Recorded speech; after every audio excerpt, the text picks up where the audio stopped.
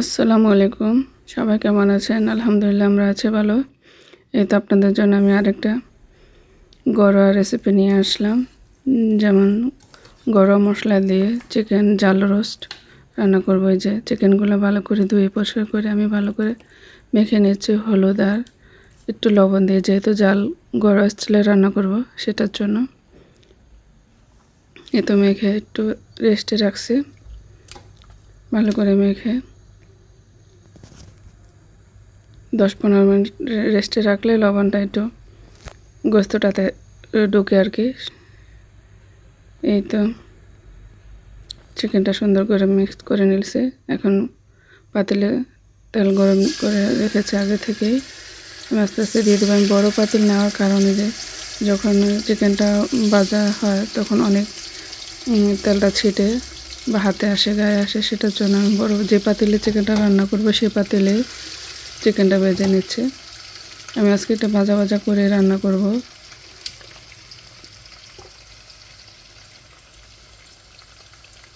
আসলে আমি আমার মতো রান্না করি, সবাই এক একজন এক এক রকম রান্না করে। তো আমি আমার ঘরোয়া স্টাইলের রান্নাগুলো আমি আমার চ্যানেলে রাখছি আমার বাচ্চাদের জন্য, যেন তারা আমার রান্নাগুলো রান্না করে বড় হয়ে খেতে পারে, সেক্ষেত্রে আর কি। তো কার কাছে কেমন লাগলো আমাকে কমেন্ট করে জানাবেন। আর আমার চ্যানেলটা নতুন, একেবারেই নতুন, তো আমার চ্যানেলটা সাবস্ক্রাইব করে রাখবেন যেন আমার ভুলগুলো ধরে আপনারা আমাকে শুধরাতে পারেন আর কি। তো এই তো ভালো করে ভেজে নিয়ে উল্টে পাল্টে সুন্দর করে ভাজা ভাজা করে নিব। ভাজা হচ্ছে। আসলে রান্নাটা হলো নিজের কাছে, কিভাবে আপনি রান্নাটাকে সুন্দর করে মনোযোগ দিয়ে রান্না করবেন সেটার উপরে ডিপেন্ড করে আপনার রান্নাটা টেস্ট কীরকম হবে আর কি। আমি যেটা মনে করি আর কি, রান্নাতে যত মনোযোগ দেবেন রান্নাটা তত সুন্দর হবে। এই তো ভেজে নিচ্ছে। আসলে আমার কথা বলতে একটু কষ্ট হচ্ছে, যেহেতু ভয়েসগুলো আমি প্রথম দিচ্ছি, সেটার ক্ষেত্রেও আপনারা আমাকে ক্ষমা দৃষ্টিতে দেখবেন। আশা করি ইনশাল্লাহ ঠিক হয়ে যাবে। এই তো সুন্দর করে চিকেনগুলো উঠায় নিচ্ছি। এখন চিকেন ভাজা শেষ হয়ে গেছে। এখন তেজপাতা, দারচিনি, এলাচ দিয়ে ওই তেলটাতে আমি দিয়ে দেব। একটু ভেজে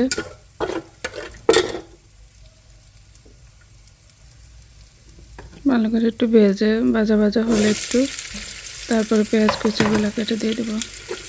আগে থেকে কেটে রাখছি, যেহেতু আমি হাতে ক্যামেরাটা ধরে ভিডিও করে, সেক্ষেত্রে আমার ভিডিওতে অনেক সময় একটু সমস্যা হতে পারে, সেটাও আপনারা একটু ক্ষমা দৃষ্টিতে দেখবেন।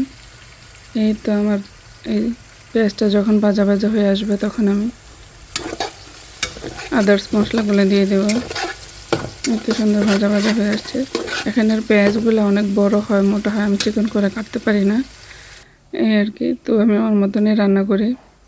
এই যে সাথে আলু একটু কয়েকটা ভেজে নিছে। কাঁচামরিচ কি সুন্দর লাগছে না চিকেনটা দেখতে, খেতেও মাসাল্লাহ মজাই হয়েছিল। এই যে মশলাগুলা, ঘরের মশলা, লবণ, টক দই, লবণ, আদা রসুন, ধনিয়ার গুঁড়া, জিরার গুঁড়া, আর আমার একটা স্পেশাল গরম মশলা আমি ঘরে বানাই, ওটা দিয়ে ভালো করে মেখে নিচ্ছে আগে থেকে। একটু পানি দিয়ে একটু ভিজাই রাখবো কয়েক মিনিটের জন্য।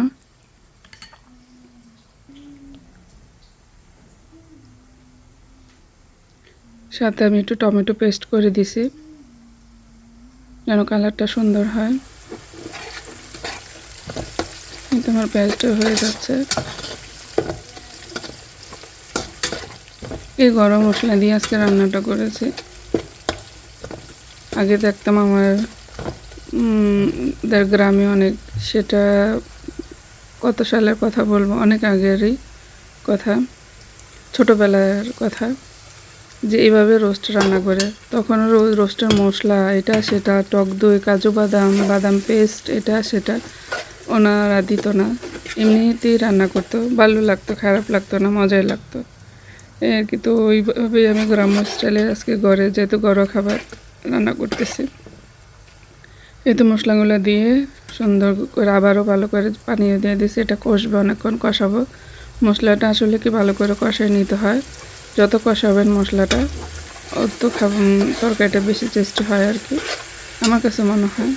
তো আপনারা আমার মতন এভাবে ট্রাই করে দেখবেন, খারাপ লাগবে না, ভালোই হবে।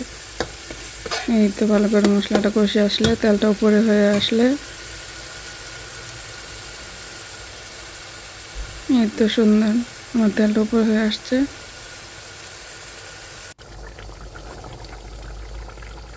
চিকেনগুলো দিয়ে দিচ্ছে। আসলে মাঝখানে আমিও বাকিটা দেখাতে পারি না আমার ছেলের সাথে কথা বলার কারণে।